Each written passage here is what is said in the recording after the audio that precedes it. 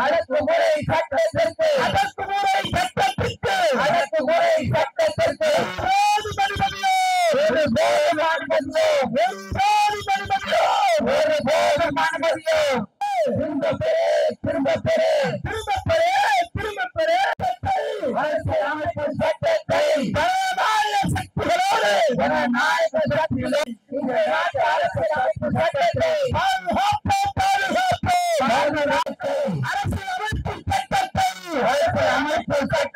சட்டத்தை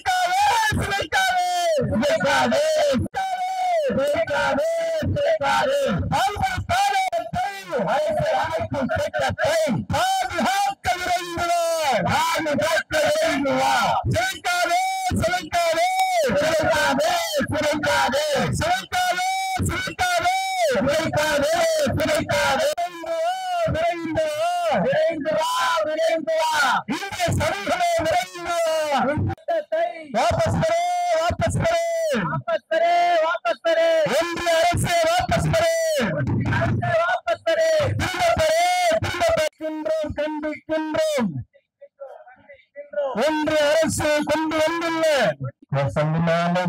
ربنا ظلمنا أنفسنا وإن لم تغفر لنا وترحمنا لنكونن من الخاسرين. இறைவா, கருணையுள்ள ரஹ்மானே, எங்களை விட்டும் இந்த விபத்திலே பிறந்திருக்கிற இந்த சகோதரர்களுக்கு, என்னுடைய சகோதரர்களின் குடும்பத்தார்களுக்கு என்னுடைய அருளையும் பிறகு அமைதிக்காக வேண்டியும் ஆறுதல் சொல்லும் விதமாகவும் ஒரு சிறிய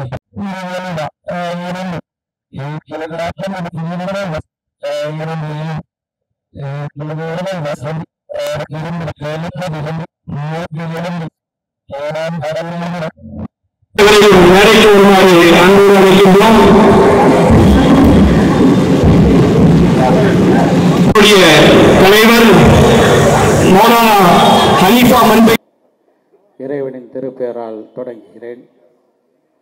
வக்ஃபுகளை பாதுகாப்போம், அரசியலமைப்பை பாதுகாப்போம் என்ற தலைப்பில்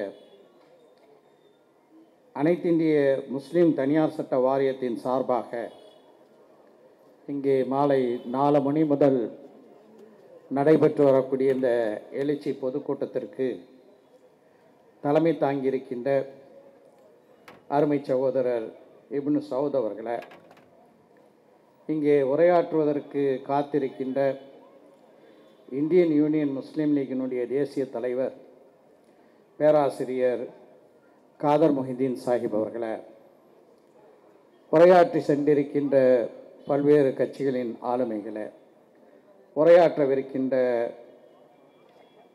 அனைத்திந்திய முஸ்லீம் தனியார் சட்ட வாரியத்தினுடைய செய்தி தொடர்பாளர் முனைவர் SQR இல்யாஸ் அவர்களை, கண்ணியத்திற்குரிய தாய்மார்களே, பெரியவர்களே, அன்பிற்கினிய சகோதரர்களே, சகோதரிகளே, அஸ்ஸலாமு அலைக்கும் வரஹ்மத்துல்லாஹி வபரகாத்துஹு. வக்ஃபை காப்போம், அரசியலமைப்பை பாதுகாப்போம் என்ற தலைப்பில் நாடு முழுவதும் அனைத்திந்திய முஸ்லீம் தனியார் சட்ட வாரியம் எழுச்சி மிகுந்த பேரணிகளையும் கருத்தரங்கங்களையும் பொதுக்கூட்டங்களையும் போராட்டங்களையும் தொடர்ச்சியாக நடத்தி வருகிறது.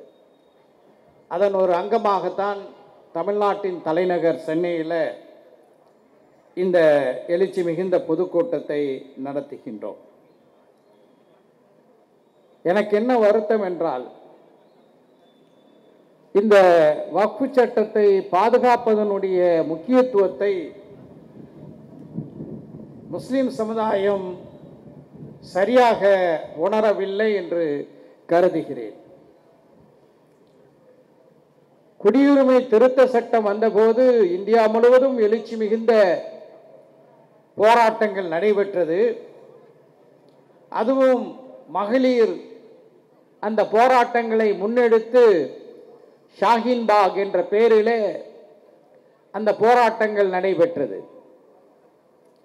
அதைவிட மிகுந்த எழுச்சியுடன் வக்ஃபுகளை காப்பாற்றுவதற்காக முஸ்லிம் சமுதாயம் எழுந்து நின்றிருக்க வேண்டும். காரணம், இந்த வக்ஃப் என்பது, இந்த வக்ஃப் என்ற தத்துவம், கான்செப்ட் ஒரு உன்னதமான ஒரு தத்துவம். இதை அன்னலம் பெருமானா ஸல்லல்லாஹு அலைஹி வஸல்லம் அவர்கள் காலத்தில் அவர்கள் உருவாக்கினார்கள். அவர்களுடைய அன்பு தோழர் உதுமான் ரலியல்லாஹு தஆலா அவர்களுக்கு நல்ல தரமான குடிநீரை தரக்கூடிய பழங்கள் நிறைந்த ஒரு தோட்டம் இருந்தது.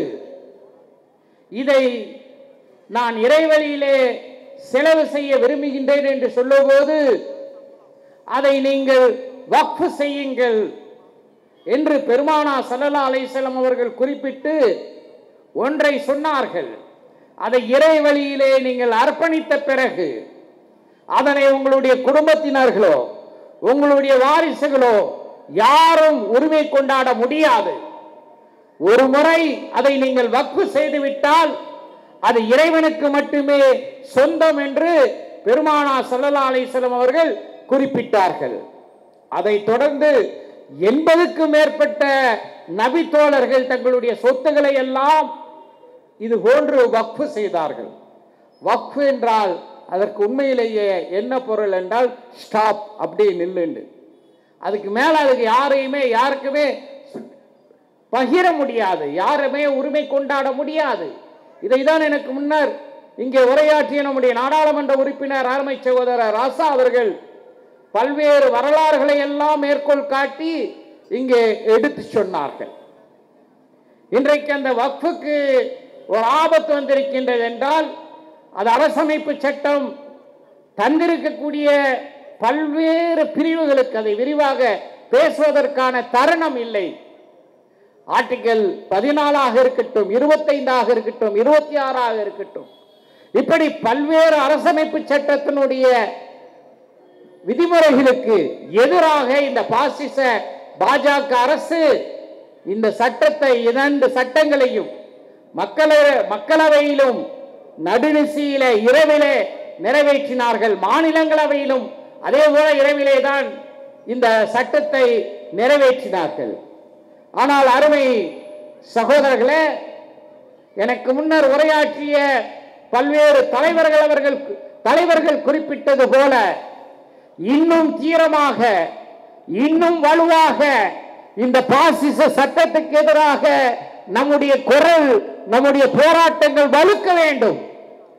இதனாலதான் மனிதநேய மக்கள் கட்சியின் சார்பாக வருகின்ற ஜூலை 6ஆம் தேதி மதுரையில இந்த வக்ஃப் சட்டங்களை காப்போம், அரசியல் அதிகாரத்தை பெறுவோம் என்ற தலைப்பில் ஒரு மாபெரும் மாநாட்டிற்கு நாங்கள் ஏற்பாடு செய்திருக்கின்றோம்.